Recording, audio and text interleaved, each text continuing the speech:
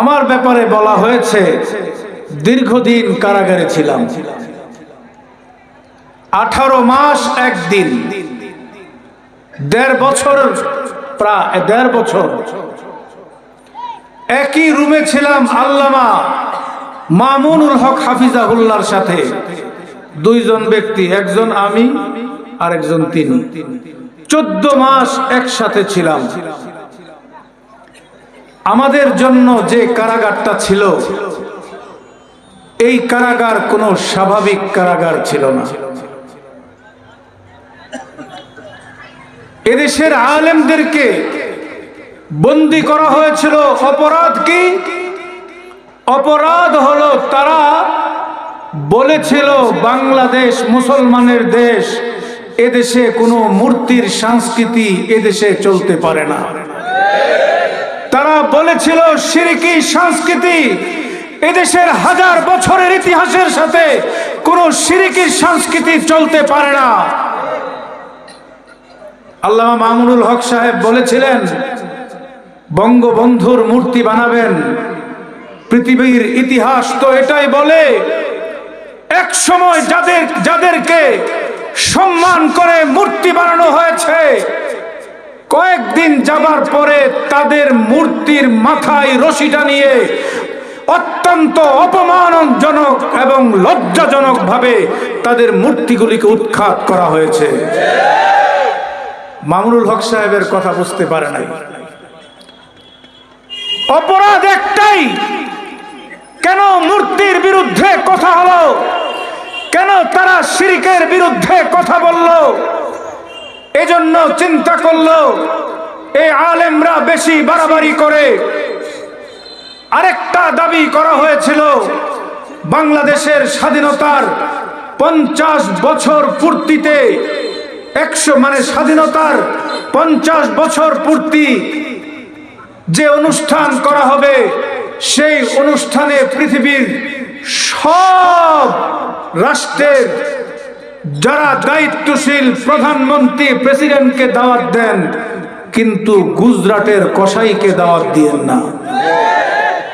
আমরা বলেছিলাম ইন্ডিয়ার মানবতাবাদী অনেক নেতা আছে, গুজরাটের কসাইকে বাংলাদেশের মানুষ গ্রহণ করবে না।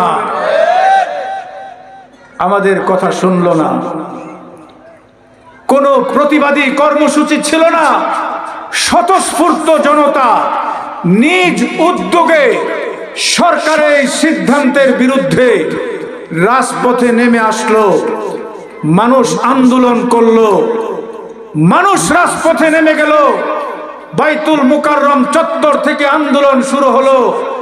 এই আন্দোলনে পুলিশ এবং গুন্ডা বাহিনী নৃশংসভাবে হামলা করেছিল। এই হামলার খবর যখন ছড়িয়ে পড়ল, বাংলাদেশের সবচেয়ে বড় ইসলামী বিদ্যাপীঠ হাটহাজারীর ছাত্ররা রাজপথে নেমে আসলো।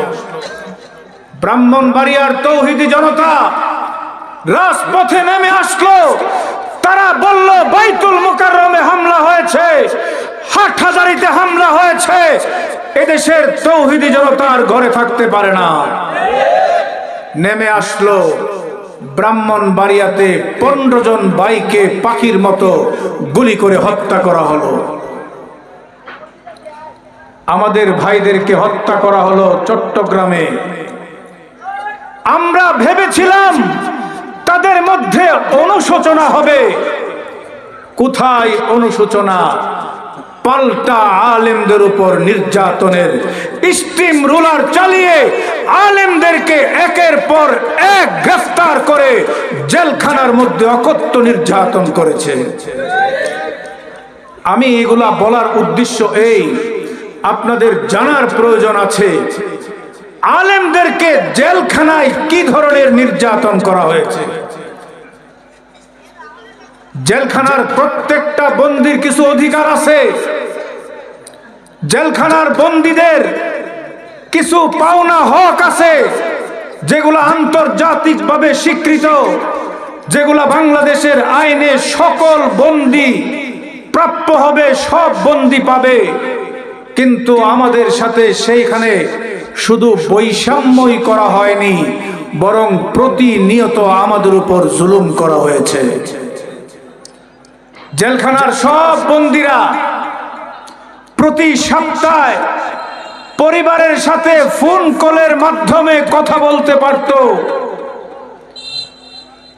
আমরা থাকতাম 2 তলায়, দোতলার একটা বিল্ডিং এর 2 তলায় 14টা সেল ছিল, 14টা রুম। এই রুমের মধ্যে আমরা আটকা থাকতাম, আর আমাদের আঙ্গিনায় বসে জেলের সব বন্দীরা তাদের পরিবারের সাথে ফোন কলে কথা বলতো। আমাদেরকে ফোন কলের সুযোগ দেওয়া হতো না। আমরা ফোন কল থেকে বঞ্চিত, কারণ পুরা জেলখানার মধ্যে আমাদেরকে এমন একটা অবস্থায় রাখা হলো কোনো বন্দী আমাদের দিকে তাকিয়েও দেখতো না, যদি না জেল কর্তৃপক্ষ দেখে ফেলে হেফাজতের সাথে কথা বলছে। আমরা যদি কাউকে ডাকতাম, আসুন তো কথা বলি, সাধারণ বন্দীরা আমাদের কাছে ভয়ে আসতো না। এইভাবে বন্দীদের কাছে আমাদেরকে একটা সন্ত্রাসী, একটা ভিন্ন জগতের মানুষ হিসাবে আমাদেরকে উপস্থাপন করা হলো। জেলখানায় বন্দীরা মাসে 2 বার সাক্ষাতের সুযোগ পেত। পরিবার পরিজনের লোকজন আসতো, আমাদেরকে দেখা সাক্ষাতের সুযোগ দিত না।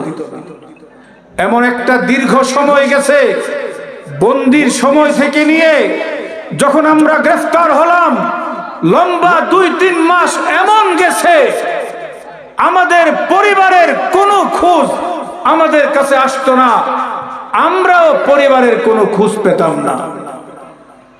একটা ঘটনা বলি, আমার জেলখানায় আমি বন্দী হলাম এপ্রিল মাসে। আমার একটা কন্যা সন্তান হলো জুন মাসের 19 তারিখে। আমি গ্রেফতার হলাম এপ্রিলের 20 তারিখে। 19 তারিখে আমার কন্যা, আমি তো দেখে গেছি আমার স্ত্রী গর্ভবতী। আমি অপেক্ষা করছি, খোদার কাছে দোয়া করছি আমার স্ত্রীর কি হলো, আমার আসন্ন সন্তানের ভাগ্যের কি পরিণতি হলো। প্রতিদিন অপেক্ষার প্রহর গণি আর খোদার কাছে চাই, আল্লাহ একটা খবরের ব্যবস্থা করে দেন, তাদের কি হালত, তাদের কি অবস্থা। হঠাৎ একদিন একটা কারারক্ষী একজন আসলেন, এসে বললেন, মাওলানা আতাউল্লাহ আমিনকে। আমি বললাম, আমি আতাউল্লাহ আমিন। সে সর্বোচ্চ 30 সেকেন্ড আমার ছেলের সামনে দাঁড়িয়ে একটা কথাই বলল যে আপনার একটা কন্যা সন্তান হয়েছে, মাও ভালো আছে, মেয়েও ভালো আছে, আমি এবার বিদায় নেই, আসসালামু আলাইকুম। আমি তাকে ডাক দিলাম, ভাই আসেন। কোন কথা বলা যাবে না, কথা বললে চাকরি শেষ। এইভাবে আমাদেরকে উকালতনামা পাঠানো হতো। আদালতের মামলা পরিচালনার জন্য উকালতনামায় সাইন করতে হবে। আমাদের উকালতনামা জেলখানায় প্রবেশ করাইতে স্বাভাবিক নিয়মে ঢুকতো না। এক একটা উকালতনামার জন্য মোটা অঙ্কের টাকা দিয়ে ঢুকানো হতো, অবৈধ পথে। বৈধ পথে অথচ সকল বন্দীদের আইনি সহায়তা করা জেল কর্তৃপক্ষের জন্য এটা দায়িত্ব, কিন্তু আলেমদের জেলখানায় তাদের উকালতনামা স্বাভাবিক পন্থায় ঢুকতো না। আর যদি মৌলানা মামুনুল হক সাহেবের উকালতনামার কথা বলা হতো, তাহলে তো পুরা জেলখানায় তুলপাড় লেগে যেত। এইভাবে আমাদের উপর নির্যাতন করা হয়েছে। আমাদেরকে এক একটা মামলায় 8 দিন 10 দিন রিমান্ড। আমি নিজে 1 মাসের বেশি রিমান্ডে ছিলাম। আমাদের নেতৃবৃন্দ যারাই গিয়েছিলেন প্রত্যেকেই মাসের পর মাস রিমান্ড খাটতে হয়েছে। রিমান্ডে এনে অকথ্য নির্যাতন, আমাদের অনেক ভাইকে এমন ভাবে নির্যাতন করা হয়েছে, কোন কোন ভাইকে লাইটের সামনে, লাইটের নিচে দাঁড়িয়ে, লাইটের নিচে দাঁড় করিয়ে তার 2 হাত উপরে সিলিংয়ে বেঁধে রেখে 8-10 ঘন্টা পর্যন্ত দাঁড় করিয়ে নির্যাতন করেছে। আমাদের একজন হাফেজ তরুণ আলেম চট্টগ্রামের, তাকে এমন ভাবে নির্যাতন করা হয়েছে, তার হাঁটুগুলিতে লাঠি দিয়ে পিটিয়ে তার হাঁটুগুলো একদম অকেজো করার মতো অবস্থা হয়ে গিয়েছিল। তার নখগুলো হাত পাশ দিয়ে টেনে আঙ্গুলের নখগুলো তারা তুলে ফেলেছিল। তার শরীরের প্রত্যেকটা অঙ্গে এমন ভাবে আঘাত করেছে, আমার সেই ভাই জেলখানার মধ্যে তার অবস্থা এমন হলো, সে এখন আর হাঁটতেও পারে না, বসতেও পারে না, শুইলেও তার কষ্ট হয়। জেলখানায় একটা প্রবাদ আছে, ঔষধ আছে চিকিৎসা নাই। বস্তার বস্তা ঔষধ জেলখানায় থাকে, কিন্তু জেলখানায় প্রপার চিকিৎসা নাই। ডাক্তার আসে সপ্তাহে একদিন, সপ্তাহে একদিন ডাক্তার আসে।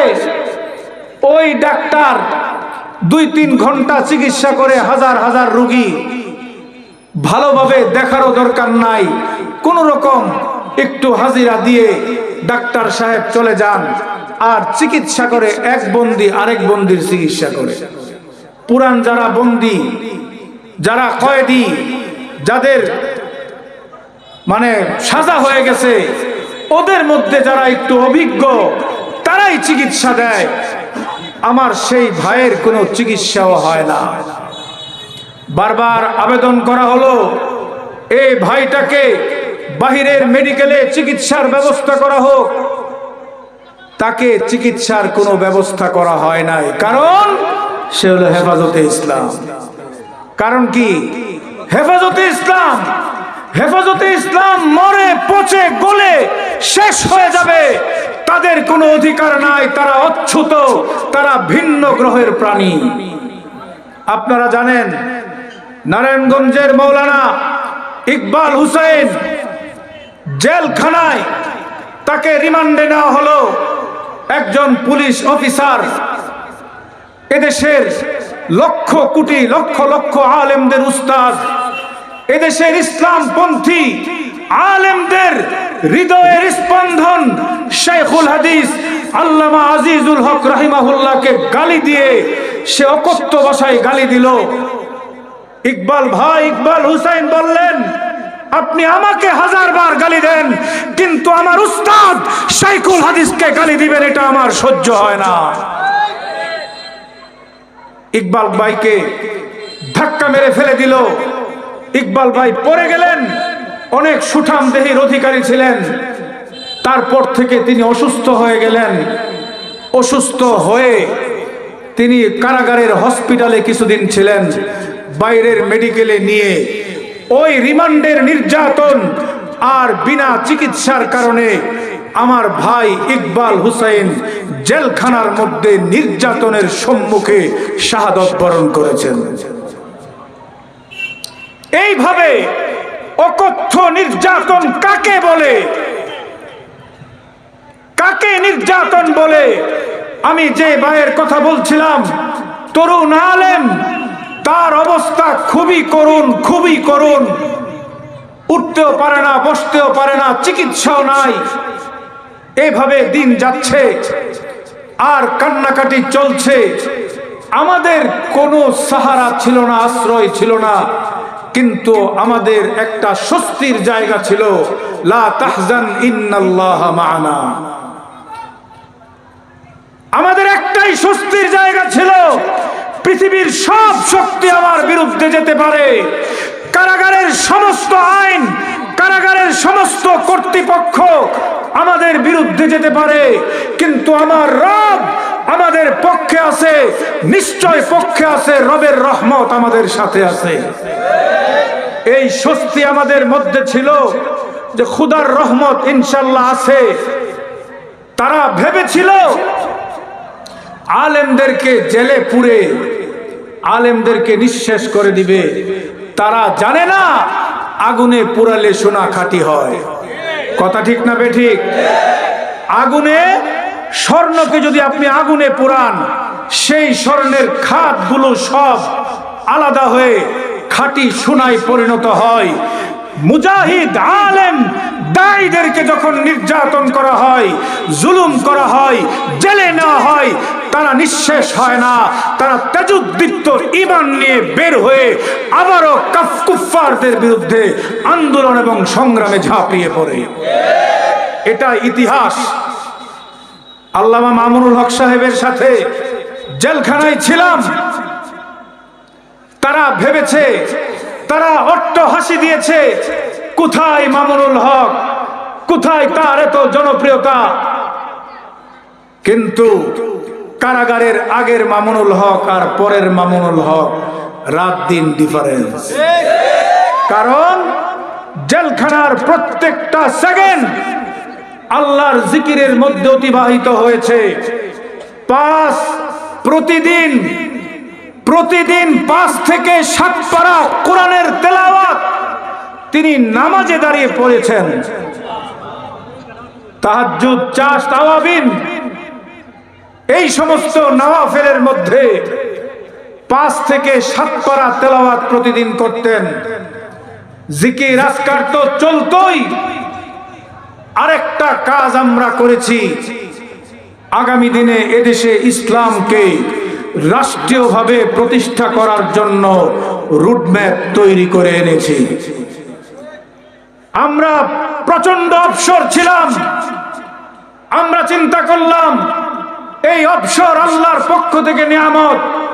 হাদিসের মধ্যে এসেছে 5টা বিষয়কে, অন্য 5টা বিষয় আসার আগে তাকে গনিমত মনে করবা। তার মধ্যে একটা হলো তোমার অবসর। তোমার অবসর সময়, এটা ব্যস্ততার সময় আসার আগে তাকে তুমি গনিমত মনে করবা। আমরা চিন্তা করলাম এই যে অফুরন্ত অবসর, কোনো কাজ নাই, পরিবারের বাজারের কোনো টেনশন নাই, মাদ্রাসায় পড়ানোর কোনো দায়িত্ব নাই, আন্দোলন সংগ্রামের কোনো কর্মসূচি নাই। এবার বিশাল অবসর, দিন কাটে জিকিরে, রাত কাটে পরিকল্পনায়। আল্লাহু আকবার। আমরা পরিকল্পনা করে এসেছি, আমরা পরিকল্পনা করে এসেছি এই দেশ মুসলমানদের দেশ। 92% মুসলমানদের এ দেশে কোনো তন্ত্র মন্ত্র চলতে পারে না। এই দেশের মানুষের শান্তি নিরাপত্তার গ্যারান্টি একমাত্র খেলাফত রাষ্ট্র ব্যবস্থায়। একমাত্র কোরআনের শাসন ব্যবস্থা যদি এই ভূখণ্ডে কায়েম করা যায়, তাহলে এই দেশের মানুষের অধিকার নিশ্চিত হবে। আমরা পরিকল্পনা করে এসেছি, আমরা পর্যালোচনা করেছি। মুমিনদের জীবনে 2টা হালত আসে, 2টা অবস্থা। মুমিনদের জীবনে হালত কয়টা? 2টা। একটা হলো বিপদের সময়, আরেকটা হলো স্বাভাবিক সময়। একটা বিপদ বালা মুসিবতের সময়। ইসলাম তো এমন এক জীবন ব্যবস্থা, ঈমান তো এমন এক দর্শন, আপনি ঈমান গ্রহণ করবেন আর আপনি পরীক্ষায় উত্তীর্ণ হবেন, পরীক্ষায় নিপতিত হবেন না, এটা হতে পারে না। এটা আমার কথা না, আল্লাহর কোরআন বলতেছে, আহাসিবান নাস আইয়ুতরাকু আইয়াকুলু আমান্না ওয়া হুম লা ইফতানুন। মানুষ মনে করে তাদেরকে বাতিল, কাফের, মুরতাদ, নাস্তিক, বেঈমানরা ছেড়ে দিবে আর তারা ঈমানের ঘোষণা দিবে, তারা বলবে আমান্না, ঈমান আনছি। ওয়া হুম লা ইফতানুন, তাদেরকে পরীক্ষা নেওয়া হবে না। ঈমান তো এমন এক দৌলত, ঈমানের পরীক্ষা দিতে হয়েছে আম্বিয়ায়ে কেরামের, ঈমানের পরীক্ষা দিতে হয়েছে সাহাবায়ে কেরামের, ঈমানের পরীক্ষা দিতে হয়েছে তাবিঈন, তাবে তাবিঈন, আউলিয়ায়ে কেরাম, যুগে যুগে মুজাহিদরা পরীক্ষা দিয়েছে। আজকে ১৫০০ বছর পরে এসে আমি কি আমরা কি নবীর চেয়ে বেশি মূল্যবান হয়ে গেছি? নবীর রক্ত ঝরে নাই, নবীর দান শহীদ হয় নাই, সাহাবায়ে কেরাম শাহাদত বরণ করেন নাই, সাহাবায়ে কেরামের রক্তে আল্লাহর জমিন রঞ্জিত হয় নাই। সুতরাং যুগে যুগে বালা মুসিবত এসেছে ঈমানের প্রশ্নে, এগুলো আসতে থাকবে। যখন বালা মুসিবতের সময়, যখন পরীক্ষার সময়, তখন মুমিনের দায়িত্ব হলো সবর করা। মুমিনের দায়িত্ব কি? সবর, ধৈর্য ধারণ করা, অটল এবং অবিচল থাকা ইসলামের পক্ষে। তারা টাকার লোভ দেখাবে, তারা মামলার ভয় দেখাবে, ফাঁসির কাস্টে ঝুলার ভয় দেখাবে। সেই সময় সত্যিকারের ঈমানদার যারা, তারা বলবে আমরা আমাদেরকে ফাঁসি দাও, জেলে নাও, হত্যা করো, পঙ্গু করে দাও, অন্ধত্ব স্বীকার করতে রাজি আছি, ইসলামের বেলায় এক চুল আপোষ করতে রাজি না। আমাদেরকে কি অফার করা হয় নাই? অফার করা হয়েছে যে আসেন মিলেমিশে, আপনারাও খান আমরাও খাই, আপনাদেরকে ভাগ দিব, খালি আয়েশা চুপচাপ বসে থাকবেন। এক সপ্তাহের মধ্যে সব মামলার জামিন।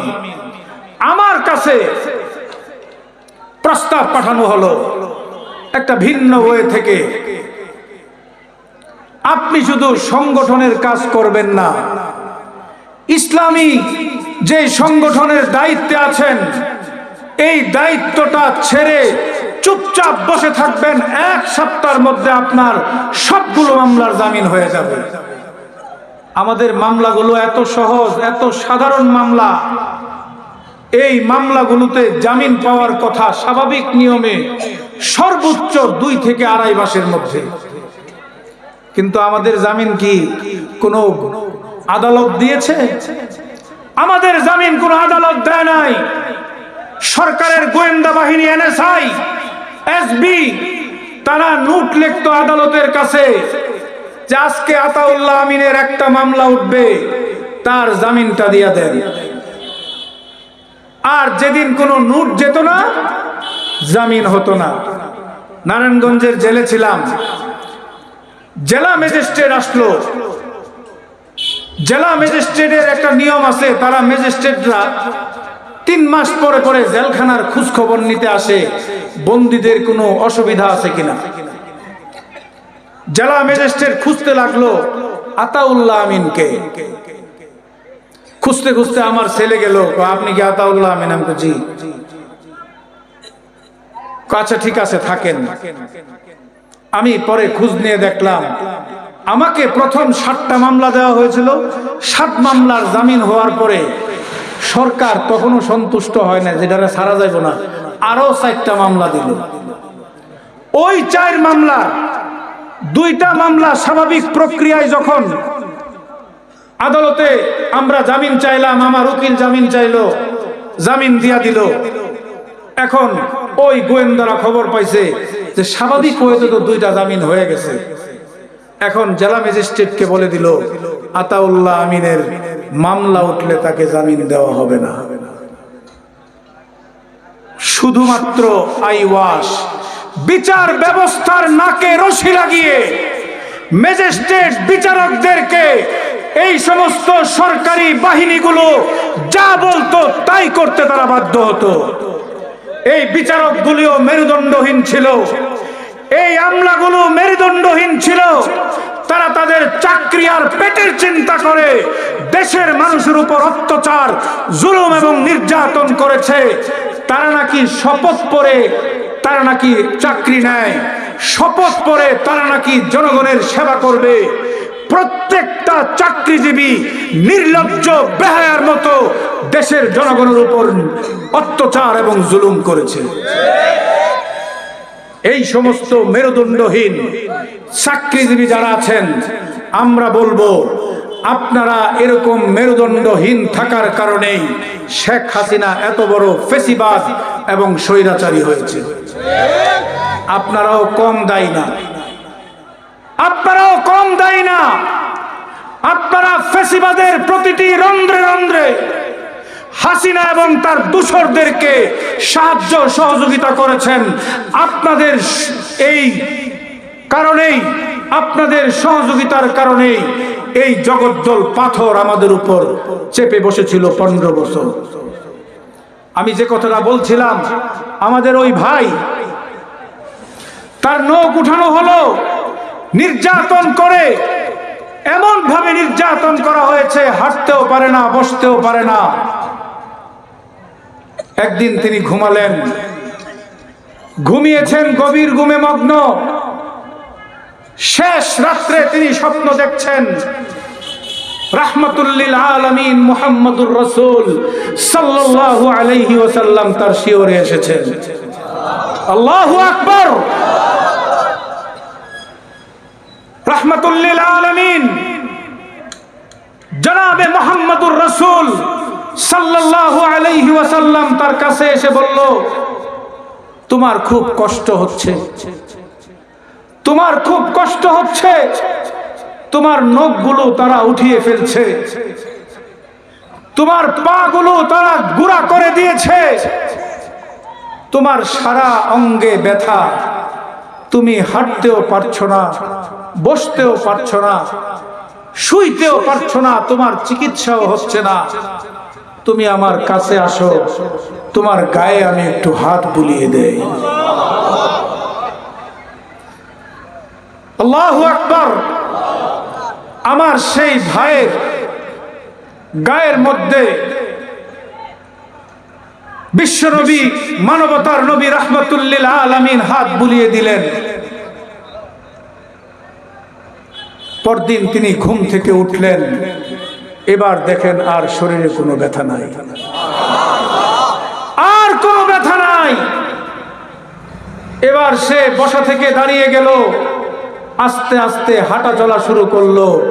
আমার সেই ভাই এখনো সম্পূর্ণ সুস্থ আছেন। তারা ভেবেছে এই মোল্লা মৌলবীদের কোনো সম্পর্ক আল্লাহর সাথে নাই। আমাদের এক একটা চোখের পানি, আমরা তখনও বলেছিলাম আলেমদের চোখের পানি অ্যাটম বোমার চেয়ে পাওয়ারফুল। আলেমদের চোখের পানি অ্যাটম বোমার চেয়ে পাওয়ারফুল। তারা বুঝে নাই। আমরা যখন জেল থেকে বেরিয়ে আসলাম, বারবার বলেছি এখনো যারা বন্দী আছে তাদেরকে ছেড়ে দিন, আপনাদের দশা আমাদের চেয়ে করুণ হবে। কিন্তু দাম্ভিক, অহংকারী, তারা কি আসলে ধর্মের কথা শুনে? চোর না শুনে ধর্মের কথা। আমরা তাদের হিতাকাঙ্ক্ষী হয়ে বলেছিলাম আলেমদের পায়ে পড়ুন, আপনাদের ভবিষ্যৎ থাকবে। আলেমদের বিরোধিতা করবেন, বাংলাদেশে রাজনীতি করার কোনো অধিকার পাবেন না। দম্ভ ভরে বলল বঙ্গবন্ধুর কন্যা পালায় না, বঙ্গবন্ধুর কন্যা পালায় না। কোথায় গেছেন? বাংলাদেশের 1 ইঞ্চি মাটিও ব্যবহার করার সুযোগ পান নাই। সোজা হেলিকপ্টারে উঠে মোদির কুলে গিয়ে আশ্রয় নিয়েছেন। আলেমদের কথা শুনলে এই পরিণতি হতো না। আমার ভাইরা, যে কথা বলতেছিলাম, একটা হলো বালা মুসিবতের সময়, বালা মুসিবতের সময় ধৈর্য ধারণ করতে হবে। অটল অবিচল থেকে ইসলামের রজ্জুকে আঁকড়ে ধরে ইসলামকে প্রতিষ্ঠা করার মেহনত করে যেতে হবে।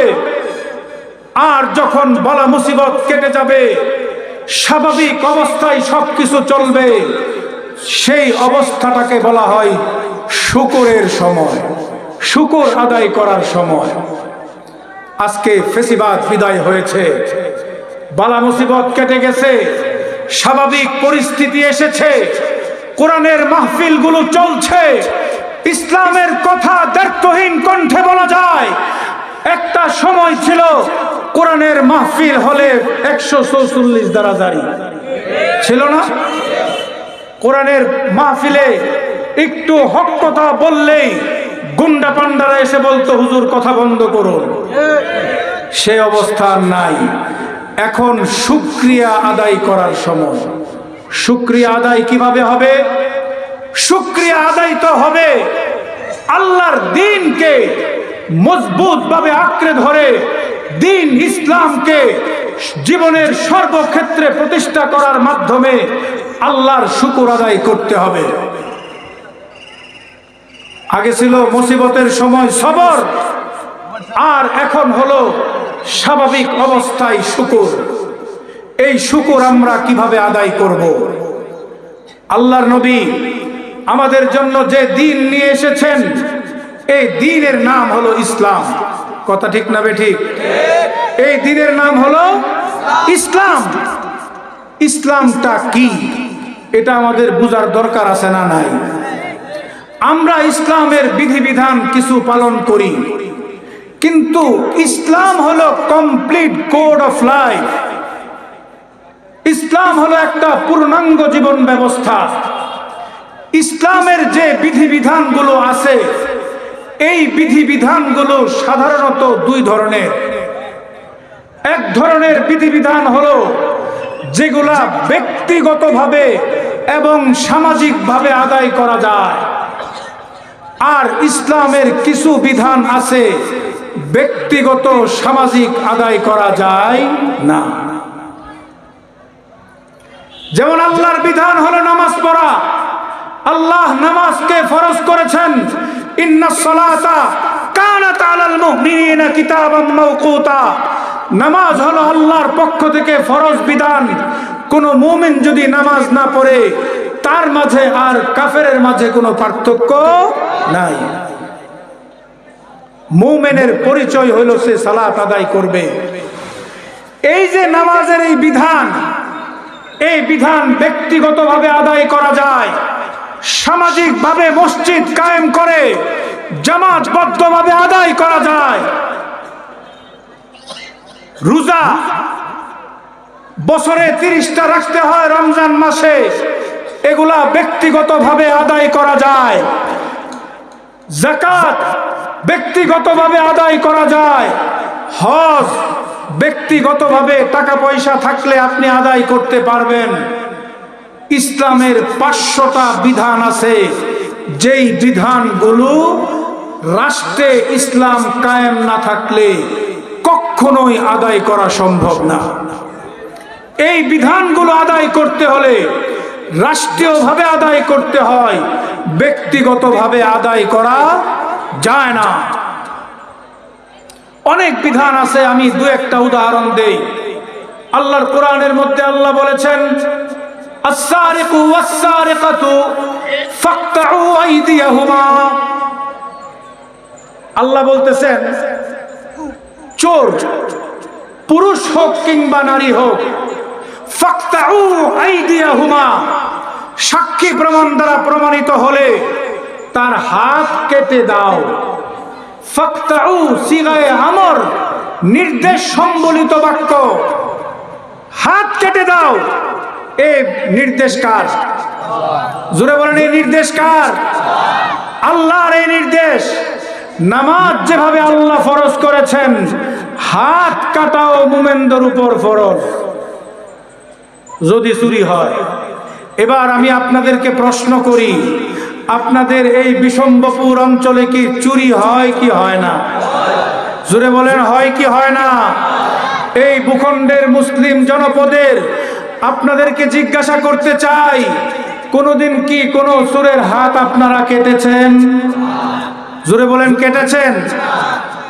কাউকে হাত কাটতে দেখেছেন? জোরে বলেন, দেখেছেন? দেখেন নাই। অথচ আল্লাহ বলতেছে, চুরি যদি হয় আর চোর যদি ধরা পড়ে, সাক্ষী প্রমাণ দ্বারা প্রমাণিত হয়, তোমরা হাত কাটবা। তাহলে এই ফরজ বিধানটা আমি কখনোই আমল করলাম না। আমার পক্ষ থেকে আমল হয়ে যেত, আমার পক্ষ থেকে এই ফরজ বিধান আদায় হয়ে যেত যদি রাষ্ট্র চোরের হাত কাটার ব্যবস্থা করত। রাষ্ট্রে যেহেতু ইসলাম নাই, রাষ্ট্রে যেহেতু কোরআনের শাসন নাই, রাষ্ট্রে যেহেতু কোরআনের দণ্ডবিধি প্রতিষ্ঠিত না, রাষ্ট্রে যেহেতু কোরআনের আইন নাই, রাষ্ট্রে যেহেতু কোরআনের বিচার ব্যবস্থা নাই, সুতরাং চুরি হয়, চোরের হাত কাটা হয় না। ইসলামের বিধান কি? ইসলামের বিধান হলো যেখানে চুরি হবে, আল্লাহর এই বিধানকে বাস্তবায়ন করা হবে না, সে ভূখণ্ডে ইসলাম না থাকার কারণে আল্লাহর এই বিধানকে বাস্তবায়ন করা হয় না, সেই ভূখণ্ডের সব মানুষ গুনাহগার হবে। সেই ভূখণ্ডের সব মানুষ গুনাহগার হবে। এবার আমি আপনাদেরকে জিজ্ঞাসা করতে চাই, এই যে রাষ্ট্রীয়ভাবে ইসলাম না থাকার কারণে আল্লাহর এই কোরআনের এই বিধান আমরা পালন করতে পারছি না, এই কারণে এই ভূখণ্ডের সব মানুষ গুনাহগার হবে। কথা ঠিক না বেঠিক? কথা ঠিক না বেঠিক? আমি কোরআনের আরেকটা আয়াতের কথা বলি। কোরআনের মধ্যে আল্লাহ বলেছেন, আয-যানি ওয়াজ-যানিয়াতু ফাজলিদু কুল্লা ওয়াহিদিন মিনহুমা মিআতা জালদা। আল্লাহ বলতেছেন, জিনাকারী পুরুষ এবং নারী সাক্ষী প্রমাণ দ্বারা প্রমাণিত হয়ে গেলে তাকে 100টা বেত্রাঘাত করো। সিগায়ে আমর, নির্দেশ, ফরজ, একই হুকুম। চুরি হয়, জিনা হয়, অপরাধ হয়, কিন্তু আল্লাহর নির্ধারিত দণ্ডবিধি পালন হয় না। কারণ কি? কারণ রাষ্ট্রে ইসলাম নাই। কারণ কি? রাষ্ট্রে ইসলাম নাই। রাষ্ট্রে ইসলাম না থাকার কারণে আল্লাহর বিধানগুলোর উপর আমরা আমল করতে পারতেছি না। আমরা আংশিক কিছু বিধানের উপর আমল করি আর আংশিক কিছু বিধানের উপর আমল করি না। আল্লাহ তাআলা এই হালতটা জানেন। আল্লাহ তো আলেমুল গায়ব, তিনি জানেন মুমিনরা বাতিল এবং কাফেরদের ষড়যন্ত্রে তাদের দেওয়া জীবন এবং পথকে অবলম্বন করার মধ্য দিয়ে ইসলামের আংশিক বিধান মানবে আর আংশিক বিধান মানবে না।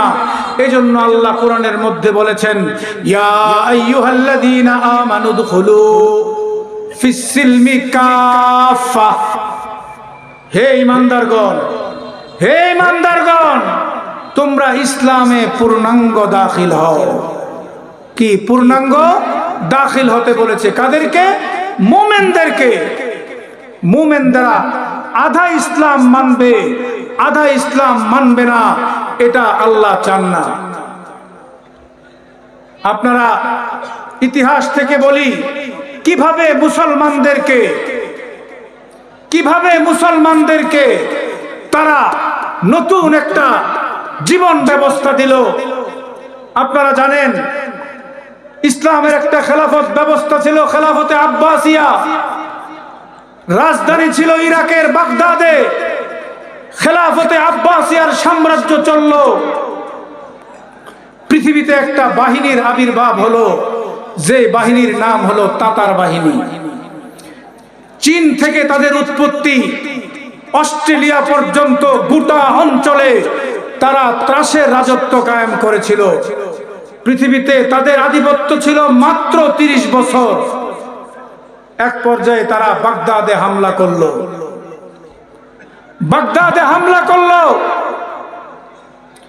বাগদাদে এমন ভাবে হামলা করলো, এত নৃশংস হামলা করলো, বাগদাদের মুসলমানদেরকে কচু কাটা করলো। 40 লক্ষ মুসলমান নারী পুরুষ শিশুদেরকে তারা হত্যা করলো। অধিকাংশ মুসলমান নিহত হয়ে গেল। বাগদাদের রাস্তাঘাটগুলো মানুষের লাশ পড়ে থাকলো। বাগদাদের অট্টালিকাগুলোকে মাটির সাথে তারা মিশিয়ে দিল। মুসলমানদের গৌরব আর ঐতিহ্যের বাগদাদ আজকে একটা ধ্বংসযজ্ঞ আর মৃত্যুপুরীতে পরিণত হয়েছে। কিছু মুসলমান বেঁচে ছিল, পচা মরা লাশের দুর্গন্ধে অবশিষ্ট কিছু মুসলমান যারা বেঁচে ছিল, তারাও মহামারীতে আক্রান্ত হয়ে তারাও তারও দুনিয়া থেকে বিদায় নিয়ে গেল। নৃশংস ইতিহাস। সারা দুনিয়ার কুফফাররা হাসতে লাগলো, অট্ট হাসিতে মেতে উঠল। মুসলিম জাতির ইতিহাস এখানেই শেষ। মুসলমানরা আর কোনোদিন কোমর সোজা করে দাঁড়াতে পারবে না। তারা জানতো মুসলমানদের খেলাফত, মুসলমানদের রিয়াসত, মুসলমানদের যদি ইমারত না থাকে, রাষ্ট্র না থাকে, মুসলমানদের কোনো শক্তি থাকে না। শেখুল হিন্দ মাহমুদ হাসান দেওবন্দি ইংরেজদের বিরুদ্ধে আন্দোলন করতে গিয়ে যখন খেলাফতকে ধ্বংস করা হলো, তিনি একটা আন্দোলনের ডাক দিলেন, তাহরিকে খেলাফত, খেলাফত পুনরুদ্ধার আন্দোলন। তিনি একবার তাকে জেলখানায় নেওয়া হলো এই খেলাফত প্রতিষ্ঠার আন্দোলন করার অপরাধে। জেলখানায় একজন ইংরেজ অফিসার ডিউটি করে। তিনি তাকে প্রশ্ন করলেন, আচ্ছা তুমি বলো তো, তোমরা আমাদের খেলাফতকে এত ভয় পাও কেন? তোমরা আমাদের খেলাফতকে এত ভয় পাও কেন? ইংরেজ অফিসার বলে, তোমরা যদি হাজার হাজার মুসলমান থাকো, আমাদের এত ভয় নাই। যদি ছোট্ট একটা খেলাফত কোথাও প্রতিষ্ঠিত হয় আর খলিফা ডাক দিয়ে দেন, গোটা মুসলিম উম্মাহ জিহাদের জন্য প্রস্তুত হয়ে যায়। এখানে খেলাফতের ভীতি। তারা চিন্তা করলো মুসলমানদের খেলাফত ধ্বংস করতে হবে। আব্বাসিয়া খেলাফত ধ্বংস করলো। আমার এই ইতিহাস বলার উদ্দেশ্য এটা না, তৎকালীন সময়ে মুসলমানরা খেলাফত ধ্বংসের পরে মুসলমান নেতৃবৃন্দ, আলেম ওলামা, পীর মাশায়েখ, বুজুর্গরা কি করেছিলেন, আজকে আমরা করছি কি, এই কথাটা বলাই আমার উদ্দেশ্য। বাগদাদের খেলাফত ধ্বংস হয়ে গেল। এবার মুসলিম বিশ্বের আলেম ওলামা তারা পেরেশান হয়ে গেল, তারা দুশ্চিন্তায় পড়ে গেল। মুসলমানরা শুধুমাত্র মসজিদে আর খানকায় ইবাদত করে টিকে থাকতে পারে না। মসজিদে যতই সালাত আর নামাজ আদায় করেন, আপনার শক্তিমত্তার প্রকাশ পাবে না। শক্তিমত্তার প্রকাশ পাবে যদি রাষ্ট্রে ইসলাম থাকে, খেলাফত থাকে। আলেম ওলামারা পেরেশান হয়ে গেলেন। একজন প্রখ্যাত বুজুর্গ ছিলেন মহিউদ্দিন ইবনুল আরবি। তার অনেক কিতাবও আছে। তিনি জ্যোতির্বিদ্যা সম্পর্কে একটা বিখ্যাত কিতাব লিখেছিলেন, ইলমে নুজুম সম্পর্কে। অনেক বড় আলেম, জমিদার ঘরের সন্তান ছিলেন। তিনি যেদিন দেখলেন বাগদাদের খেলাফতের পতন হয়ে গেছে, সেদিন থেকে তিনি দরবেশের বেশ ধরলেন, ফকিরের বেশ ধারণ করলেন, রাজপ্রাসাদ ছেড়ে দিলেন। তিনি বাইতুল মুকাদ্দাসের, ফিলিস্তিনের বাইতুল মুকাদ্দাসে গোটা দুনিয়ার আলেম উলামা, বুজুর্গ, খানকার পীর সাহেবদেরকে ডাকলেন, তোমরা সবাই বাইতুল মুকাদ্দাসে আসো। মুসলমানদের খেলাফতকে পুনরুদ্ধার যদি না করা যায়, মুসলমানদেরকে বাঘ যেভাবে ছাগলদেরকে ধরে ধরে খায়, এইভাবে খ্রিস্টান আর কাফেররা মুসলমানদেরকে ধরে ধরে খাবে। বাইতুল মুকাদ্দাসে মিটিং চললো। মহিউদ্দিন ইবনুল আরবি রাহিমাহুল্লাহ সিদ্ধান্ত দিলেন, আজকে থেকে সমস্ত পীর সাহেবদের খানকাহি নিজাম বন্ধ থাকবে। মাদ্রাসার তালিম ছোট বাচ্চাদের মধ্যে সীমিত থাকবে। এখন যারা বড় বড় তালেবে ইলম আছে, তাদের সবাইকে প্রস্তুতি নিতে হবে জিহাদের। আর আপনারা যারা এখানে বুজুর্গ পীর সাহেবরা আছেন, সবাই গোটা দুনিয়ায় খুঁজতে থাকেন আগামী দিনের নেতৃত্ব দেওয়ার যোগ্যতা কোন বাহিনীর মধ্যে আছে, সেই বাহিনীর খোঁজ নেন। এবার বুজুর্গরা খুঁজতে শুরু করলো।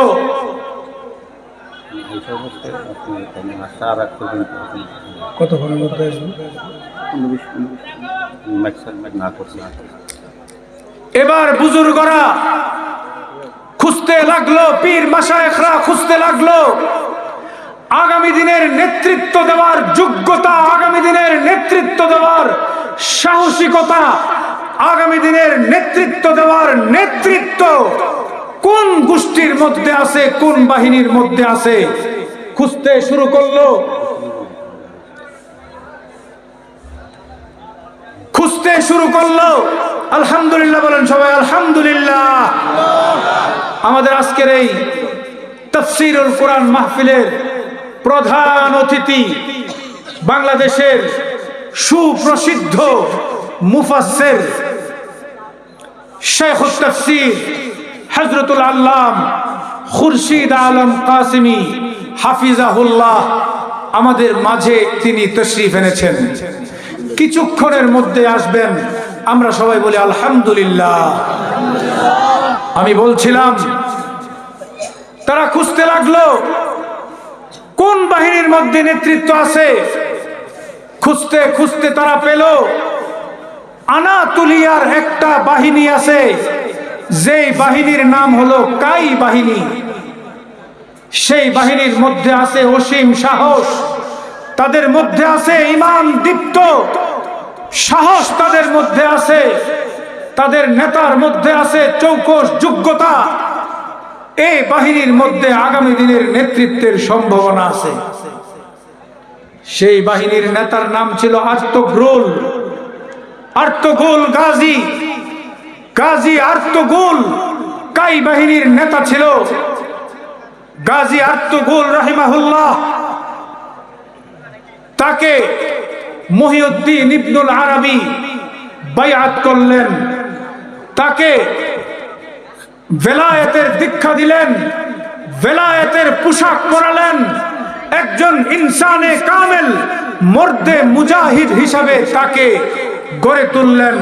তার বাহিনীর মধ্যে ইসলামের শিক্ষা দীক্ষা দিয়ে একটি পূর্ণাঙ্গ ইসলামী বাহিনী হিসাবে গড়ে তুললেন। আর সারা দুনিয়ার পীর মাশায়েখরা নিজেদের ছাত্র আর মুরিদদেরকে বললেন, যাও যাও সবাই আর্তুগরুলের বাহিনীতে যোগদান করো। আর্তুগরুলের বাহিনী আগামী দিনের ইসলামের নেতৃত্ব দিবে। আর্তুগরুল তার বাহিনী নিয়ে তিনটা পরাশক্তির বিরুদ্ধে লড়াই করলেন। একটার নাম হলো রোমান সাম্রাজ্যের বিরুদ্ধে, 2 নম্বর হলো তাতার, দুধর্ষ তাতার। তাতারদের নাম শুনলে তৎকালীন সময়ের মানুষের গলা শুকিয়ে যেত। তারা মানুষকে হত্যা করত পাখি যেভাবে, মুরগি যেভাবে হত্যা করে তার চেয়েও সহজভাবে। দুধর্ষ তাতার, রোমান, আরেক দিকে ছিল বাইজেন্টাইন। এই 3 পরাশক্তির বিরুদ্ধে লড়াই করলেন, সংগ্রাম করলেন, শক্তিমত্তা বৃদ্ধি করলেন, নিজের বাহিনীকে বড় করলেন, ঈমানের মেহনত চালালেন, দাওয়াতের মেহনত চালালেন। গোটা দুনিয়াতে কাই বাহিনীর শস্য বীর্য আর তাদের সুনাম সুখ্যাতি ছড়িয়ে পড়ল।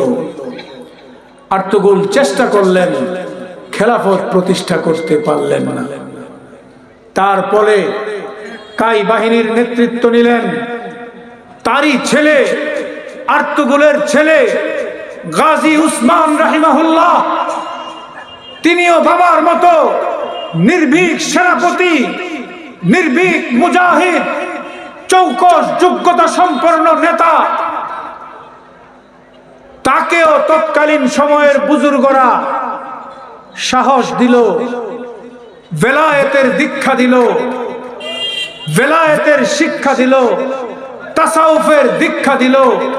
তৎকালীন সময়ের উসমানের সময়ের একজন বুজুর্গ ছিলেন, তার নাম হলো শেখ আদব আলী রাহিমাহুল্লাহ। শেখ আদব আলী রাহিমাহুল্লাহ বিস্ময়কর এক বুজুর্গ ছিলেন। তার কথার মধ্যে ছিল জাদু। কেউ তাকে যদি হত্যা করতে আসতো আর তার সাথে যদি 2 মিনিট কথা বলতো, তার কথার জাদুতে তিনি পড়ে যেতেন। শেখ আদব আলী বাবা ইউনুস ছিলেন, এক প্রখ্যাত খানকার পীর এই বাবা ইউনুস এবং শেখ আদব আলী, ওনারা উসমানকে শিক্ষা দীক্ষায় মর্দে মুমেন হিসাবে গড়ে তুললেন। ইতিহাসের পাতায় আছে আমাদের এই ভূখণ্ড ভারতবর্ষের পীর মাশায়েখরাও তাদের মুরিদদেরকে বলেছিলেন, যাও উসমানের বাহিনীতে যোগদান করো। উসমানের বাহিনীও 3 সাম্রাজ্যের বিরুদ্ধে লড়াই করেছে। লড়াই করে করে সংগ্রাম করে তারা একটা শক্তি অর্জন করলো, বাহিনীকে বিরাট বাহিনীতে রূপান্তরিত করলো। শৌর্য বীর্য আর সুখ্যাতিতে গোটা দুনিয়াতে তাদের নাম ছড়িয়ে পড়ল। উসমানের নেতৃত্বে বাইজেন্টাইন এবং রোমানদের অনেকগুলো দুর্গ তারা দখল করলো। এক পর্যায়ে উসমান সাম্রাজ্যের ঘোষণা দিলেন, সালতানাতের ঘোষণা দিলেন, খেলাফতের ঘোষণা দিলেন। 750 বছর খেলাফতে উসমানিয়া পৃথিবীর অর্ধ পৃথিবীকে শাসন করল। ও মুসলমান, 1924 সালে ওই তুরস্ক, আনাতুলিয়া যেটার নাম তুরস্ক, সেই তুরস্কে খেলাফতে উসমানিয়ার সর্বশেষ খলিফা আব্দুল মজিদকে হটিয়ে খেলাফত ব্যবস্থা পৃথিবী থেকে তারা একেবারে পৃথিবী থেকে খেলাফত ব্যবস্থাকে ধ্বংস করে দিল। ইতালি আর ব্রিটেনের সাম্রাজ্য ষড়যন্ত্রের মধ্য দিয়ে খেলাফতকে ধ্বংস করে পৃথিবীতে তারা এমন একটা জীবন ব্যবস্থা দিল, এমন একটা জীবন ব্যবস্থা, এমন একটা শাসন আমাদের উপর তারা চাপিয়ে দিল। তারা আমাদেরকে শিখালো যে রাষ্ট্র সবার, এই রাষ্ট্রের হিন্দুর যেমন আইন, একই আইন মুসলমানদের। অথচ ইসলাম পূর্ণাঙ্গ জীবন ব্যবস্থা। কথা ঠিক না বেঠিক? ইসলাম পূর্ণাঙ্গ ব্যবস্থা।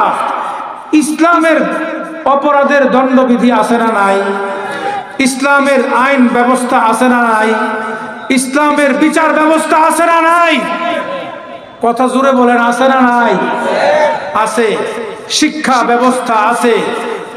তারা আমাদের উপর, এই কাফের বেঈমানরা আমাদের উপর চাপিয়ে দিল একটা জীবন ব্যবস্থা, যেই জীবন ব্যবস্থার নাম হলো সেকুলারিজম। যে জীবন ব্যবস্থার নাম কি? সেকুলারিজম। সেকুলারিজম হলো রাষ্ট্রের সবার রাষ্ট্রীয় একটা পরিচয় থাকবে, তারা সবাই রাষ্ট্রের নাগরিক, সবার জন্য এক আইন। মুসলমান সেও সুদ খাইতে পারবে, সুদ তার জন্য বৈধ, হিন্দুর জন্য বৈধ। কথা ঠিক না বেঠিক? আমার দেশের ব্যাংকিং ব্যবস্থা, ব্যাংক চলে, ব্যাংকের মূল ভিত্তি কি? সুদ। কথা বলেন, ব্যাংকের মূল ভিত্তি কি? সুদ। সুদের উপর ভিত্তি করে ব্যাংকিং ব্যবস্থা চলে। আল্লাহ বলতেছেন, আহাল্লাল্লাহুল বাইআ ওয়া হাররামার রিবা। সুদ মুসলমানদের জন্য হালাল না হারাম? জোরে বলেন, হালাল না হারাম? কিন্তু রাষ্ট্র আইন করছে সুদ ভিত্তিক ব্যাংকিং ব্যবস্থা সবাই গ্রহণ করতে পারবে। তাহলে এই রাষ্ট্রের রাষ্ট্রীয় আইন হিন্দুর জন্য যেমন, মুসলমানদের জন্য এমন। আমাদের প্রশ্ন হলো, মুসলমানদের তো একটা রাষ্ট্র ব্যবস্থা আছে, মুসলমানদের কোরআন আছে, মুসলমানরা কেন তোমাদের দেওয়া রাষ্ট্র ব্যবস্থা আর অর্থ ব্যবস্থা মানবে? এই প্রশ্ন যৌক্তিক না যৌক্তিক? জোরে বলেন, যৌক্তিক কিনা? আমাদের অর্থ ব্যবস্থা আছে। আল্লাহর কোরআন বলতেছে, ওয়াদারু মা বাকিয়া মিনার রিবা ফাইন লাম তাফআলু ফাআযানু বিহারবিন মিনাল্লাহি ওয়া রাসূলিহি। আল্লাহ বলতেছে, সুদের যে ব্যবসা বাণিজ্য করছো, এই সব তোমরা ছাইড়া দাও। আর সুদি কারবার মুসলিম সমাজে আর চলবে না। তারপরেও যারা সুদি কারবার করবে, সুদের ব্যবসা বন্ধ যারা করবে না, চালিয়ে যাবে, তাদেরকে আল্লাহ বলছেন ফাযানু বিহারবিম মিনাল্লাহি ওয়া রাসূলি, তোমরা আল্লাহ এবং তার রাসূলের সাথে যুদ্ধের ঘোষণা দিয়ে দাও। যারা সুদের কারবার করে, এই রাষ্ট্র 92% মুসলমানের রাষ্ট্র, রাষ্ট্রের অর্থ ব্যবস্থা চলে সুদ ভিত্তিক, রাষ্ট্রের ব্যাংক চলে সুদের মাধ্যমে। আমরা একদিকে আল্লাহর জন্য 5 ওয়াক্ত সালাত আদায় করি, 5 ওয়াক্ত মসজিদে গিয়ে আল্লাহকে সেজদা দেই, অপরদিকে রাষ্ট্রীয়ভাবে সুদ বৈধ থাকার কারণে আল্লাহর সাথে যুদ্ধের ঘোষণা করছি। কথা ঠিক না বেঠিক? একদিকে আল্লাহকে নামাজের মধ্যে দাঁড়িয়ে বলতেছি ইয়্যাকা না'বুদু ওয়া ইয়্যাকা নাস্তাঈন, ও আল্লাহ একমাত্র আপনারই ইবাদত করি আর আপনার কাছেই সাহায্য চাই, আপনার কাছেই অনুগ্রহ চাই। অপরদিকে রাষ্ট্রে সুদ প্রচলিত থাকার কারণে আল্লাহর সাথে যুদ্ধের ঘোষণা করে আল্লাহর সাথে যুদ্ধে লিপ্ত আছি। আমি আপনাদেরকে জিজ্ঞাসা করতে চাই, যুদ্ধের এক প্রতিপক্ষ কি অন্য প্রতিপক্ষকে সাহায্য করবে না ধ্বংস করবে? আমরা প্রতিপক্ষ বানাচ্ছি আল্লাহকে, আবার আল্লাহকে বলছি ইয়্যাকা না'বুদু ওয়া ইয়্যাকা নাস্তাঈন। এটা হলো এক ধরনের ভণ্ডামি, এক ধরনের ভাউতাবাজি। কথা ঠিক না বেঠিক? এইরকম ভাবে রাষ্ট্রে অনেকগুলো আইন আছে, যে আইনগুলোর একটা একটা যদি পর্যালোচনা করি, স্পষ্ট আল্লাহর কোরআনের বিরোধী আইন এই দেশে প্রতিষ্ঠিত করা হয়েছে। 2টা আইনের কথা বলি, আমার দেশে 2টা আইন আছে। একটা হলো আপনি আপনার কন্যাকে 18 বছরের আগে যদি বিয়ে দেন, আপনি আপনার ঔরসজাত মেয়েকে 18 বছরের আগে যদি পাত্রস্থ করেন, বিবাহ দেন, বাংলাদেশের আইন অনুযায়ী ফৌজদারি অপরাধ। জানেন এটা? 18 বছরের আগে নিজের মেয়েকে বিবাহ দিলে বাবা জেল খাটতে হয়। জেলখানার দেখে এসেছি। 16 বছরের মেয়েকে বিয়া দিছে, এই জন্য বাবা জেল খাটে। দেখবেন বাংলাদেশে একটা জায়গায় পুলিশ সেকেন্ডের মধ্যে আসে যদি কোথাও শুনে যে 18 বছরের আগে কোনো মেয়েকে বিবাহ দেওয়া হইতেছে। এই অনুষ্ঠানে পুলিশ আসার জন্য উদ্গ্রীব থাকে। তো 18 বছরের আগে নিজের মেয়েকে বিবাহ দিলে অপরাধ এদেশের আইন অনুযায়ী। আরেকটা আইন আছে, যে কোনো বয়সের নারী কিংবা পুরুষ তারা যদি আপোষে দৈহিক মিলন করে, একজন আরেকজনের বিরুদ্ধে যদি কোনো অভিযোগ না করে, আইনের চোখে এটা কোনো অপরাধ নয়। নাউজুবিল্লাহ, আসতে বলেন। তারা কি করলো? 2টা আইনের পর্যালোচনা করেন। ইসলাম বলে নিজের কন্যা যখন সাবালিকা হয়ে যাবে, তার বয়স 12 কিংবা 13 হোক, 14 হোক, 15 হোক, সাবালিকা যখন হয়ে যাবে, উপযুক্ত পাত্র পাওয়া গেলে 1 মুহূর্ত দেরি করার সুযোগ নাই। ইসলাম বলে উপযুক্ত মেয়ে যোগ্য পাত্রের সন্ধান পেয়েছে, বাবা তুমি তোমার কন্যাকে তাড়াতাড়ি বিয়ে দাও। বিয়ে দেওয়ার ক্ষেত্রে ইসলামের বিধান হলো উপযুক্ত মেয়ে হলে বিয়ে দেওয়া। তারা 18 বছর পর্যন্ত বৈধ বিবাহের পথকে রোধ করে রাখলো, আর 12-13 বছরের মেয়ের সাথে 15-16 বছরের ছেলে অবৈধ মিলন করবে। যদি তারা আপোষে করে তাহলে এটা কোনো অপরাধ নয়। একদিকে বৈধ বিবাহের পথকে রোধ করা হলো, অপরদিকে জিনা ব্যভিচারকে প্রমোট করা হলো। কথা বলেন ঠিক কিনা? এই অবস্থা থেকে যদি আমরা পরিত্রাণ চাই, এই অবস্থা থেকে যদি আমরা নিষ্কৃতি পেতে চাই, তাহলে আল্লাহর দ্বীনকে, কোরআনকে রাষ্ট্রে প্রতিষ্ঠা করতে হবে। আপনারা কি রাজি আছেন? আপনারা কারা কারা রাজি আছেন? আল্লাহর দ্বীনকে রাষ্ট্রে প্রতিষ্ঠার জন্য যদি জীবন দিতে হয়, জেলে যেতে হয়, নির্যাতন ভোগ করতে হয়, কারা কারা রাজি আছেন?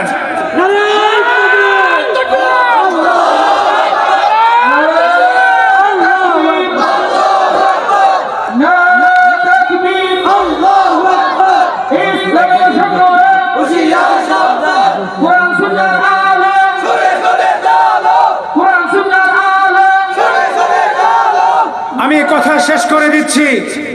আমাদের শেখ মুহতারাম শেখুত তাফসীর হাফিজাহুল্লাহ তিনি এসে গেছেন। আমার কথা শেষ, কথা একটাই, গত 5ই আগস্টে স্বৈরাচার বিদায় হয়েছে।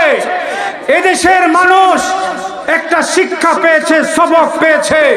মানুষ যখন ঐক্যবদ্ধ হয়ে যায়, কোনো স্বৈরাচার টিকতে পারে না। আজকে যদি এদেশের মুসলমান ঐক্যবদ্ধ হয়ে যায়, বহু তন্ত্র মন্ত্র দেখেছি, আর কোন তন্ত্র মন্ত্র দেখতে চাই না। তন্ত্র মন্ত্রের দিন শেষ, খেলাফতের বাংলাদেশ।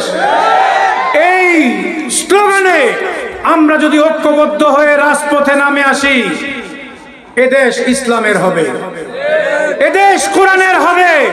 কোরআনের আন্দোলনে আলেমরা যখন ডাক দিবেন, আপনারা সবাই থাকবেন, ইনশাআল্লাহ এই জমিনে কোরআনের রাজ কায়েম হবে, এই জমিনে ইমারতে ইসলামিয়া প্রতিষ্ঠা হবে। সেদিনের আকাঙ্ক্ষা এবং আশা রেখে আজকের মতো আমার কথা এখানে শেষ করছি। ওয়া আখির দাওয়ানা আনিল হামদুলিল্লাহি রাব্বিল আলামিন।